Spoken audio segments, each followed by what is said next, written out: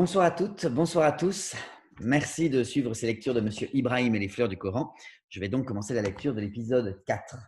Euh, nous avons fait la connaissance évidemment de Moïse, petit garçon de 11 ans, juif, qui vit dans un quartier de Paris. Il se lie d'amitié avec l'arabe du quartier, comme il dit, qui tient une épicerie, Monsieur Ibrahim. Et puis nous avons fait surtout la connaissance du père de Moïse, qui est un être un peu sombre et pas très aimant. Euh, il est avocat et a été viré de son cabinet d'avocat. Nous avons appris aussi que Moïse, qui vit seul avec son père, a été abandonné par sa mère à sa naissance, qui est parti avec son frère aîné, Popol, dont le père, que le père adorait. Donc nous continuons. Le lendemain, en rentrant du lycée, je trouvais un mot sur le sol dans le hall sans lumière de notre entrée. Je ne sais pas pourquoi, mais à la vue de l'écriture de mon père, mon cœur se mit immédiatement à battre dans tous les sens. Moïse. Excuse-moi, je suis parti, je n'ai rien en moi pour faire un père. Popol,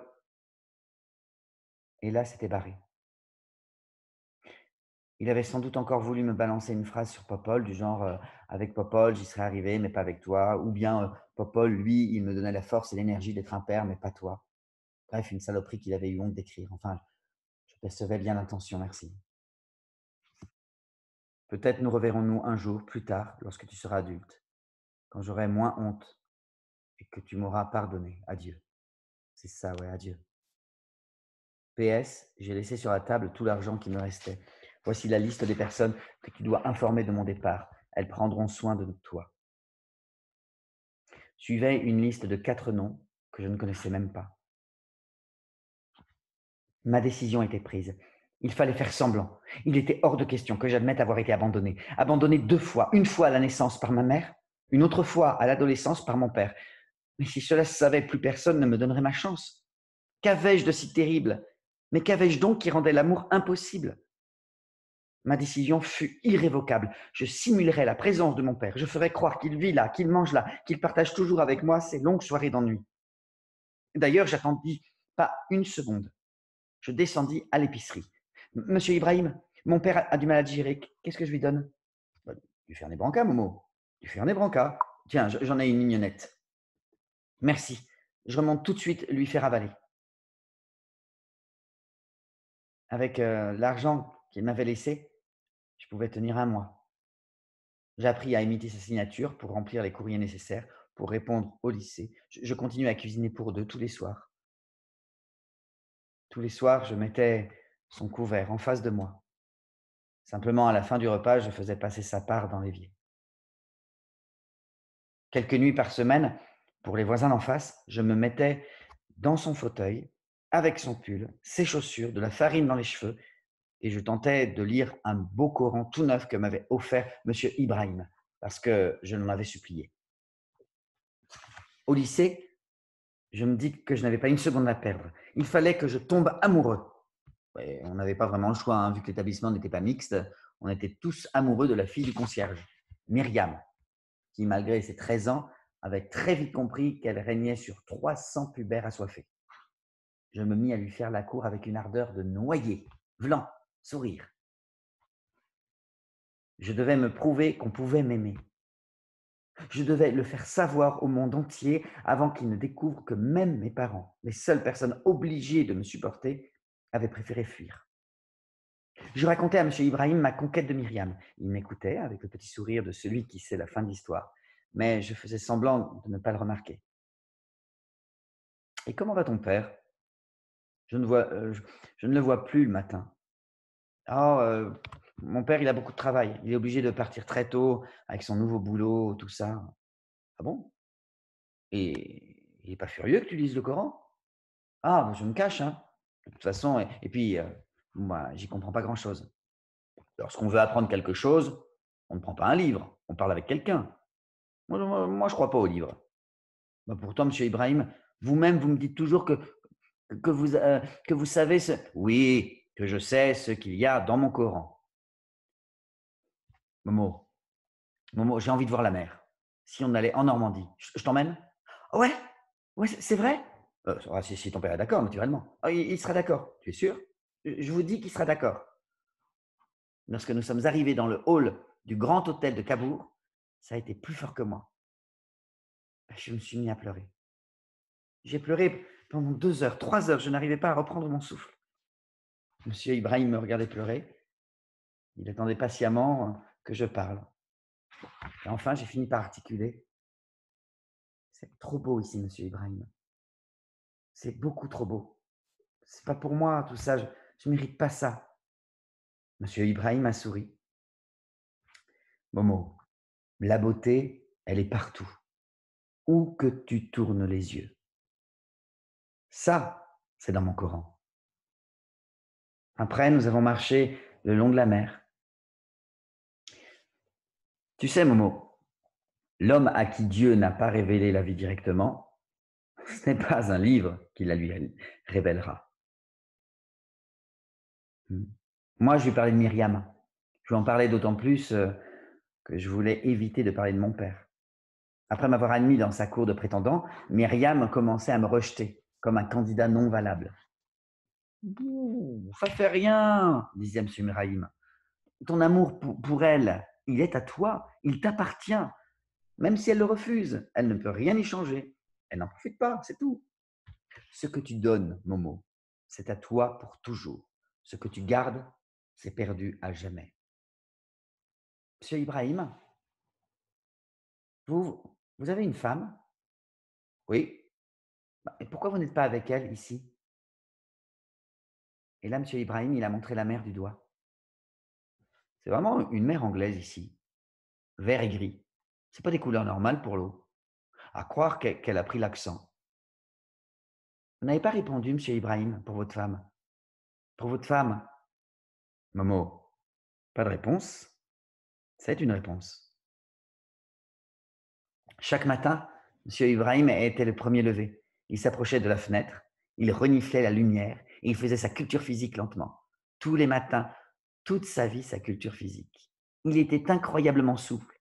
Et de mon oreiller, en entr'ouvrant les yeux, je voyais encore le jeune homme long et nonchalant qu'il avait dû être il y a très longtemps. Ma grande surprise fut de découvrir un jour, dans la salle de bain, que M. Ibrahim était circoncis. Vous aussi, M. Ibrahim? Les musulmans comme les juifs, Momo. C'est le sacrifice d'Abraham. Il tend son enfant à Dieu en lui disant qu'il peut le prendre. Ce petit bout de peau qui nous manque, c'est la marque d'Abraham. Pour la circoncision, le père doit tenir son fils. Le père offre sa propre douleur en souvenir du sacrifice d'Abraham.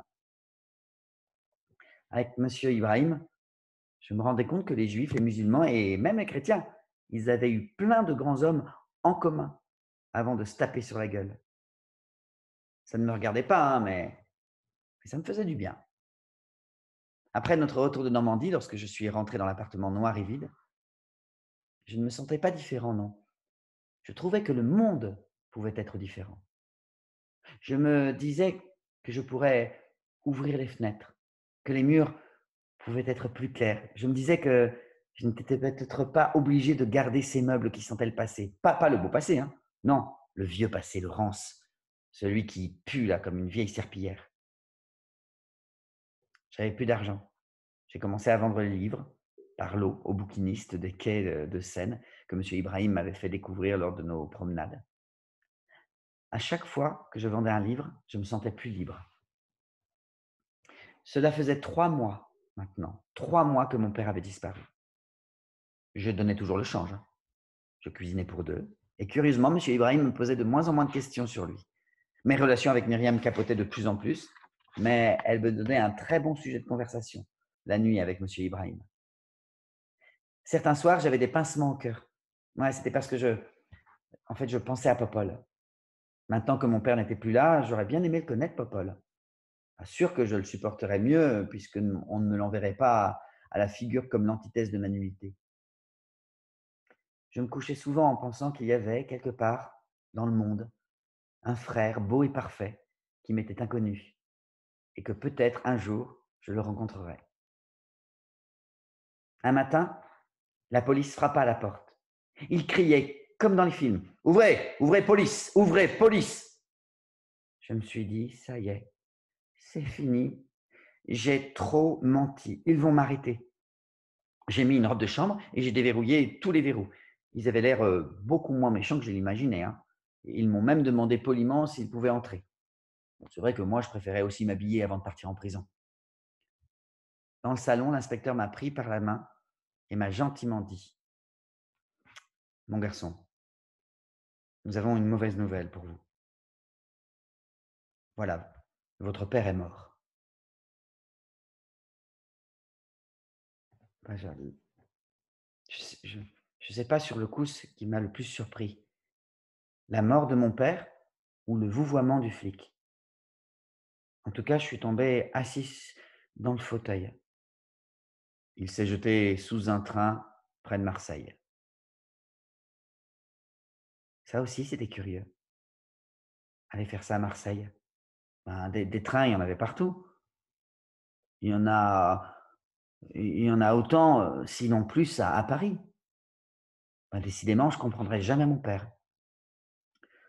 Tout indique que votre père était désespéré et qu'il a mis fin volontairement à ses jours.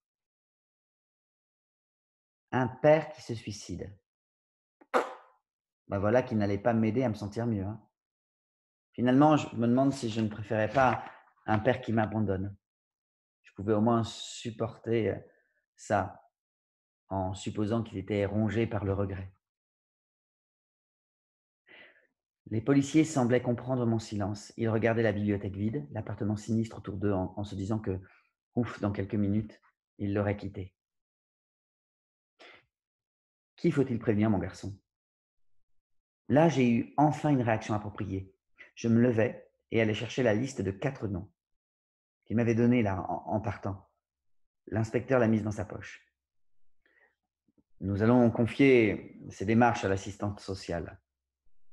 Puis, il s'est approché de moi avec des yeux de chien battu et là, j'ai senti qu'il allait me faire un truc tordu.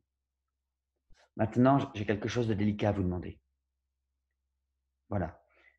Il faudrait que vous reconnaissiez le corps. Alors ça a joué comme un signal d'alarme. Je me suis mis à hurler, comme si on avait appuyé sur le bouton. Les policiers s'agitaient autour de moi, ils cherchaient l'interrupteur. Seulement, pas de chance, un interrupteur, c'était moi, et je ne pouvais plus m'arrêter. Monsieur Ibrahim a été parfait. Il est monté en entendant mes cris. Il a tout de suite compris la situation. Il a dit qu'il irait, lui, à Marseille pour reconnaître le corps. Les policiers, au début, se méfiaient, parce qu'il avait l'air vraiment d'un arabe, mais je me suis remis à hurler et ils ont accepté ce que proposait monsieur Ibrahim. Voilà, fin de la partie numéro 4 de monsieur Ibrahim et les fleurs du Coran. Merci beaucoup d'être toujours là pour suivre cette lecture de ce roman qui me tient à cœur. Passez une très belle journée, portez-vous bien surtout et à demain. Au revoir.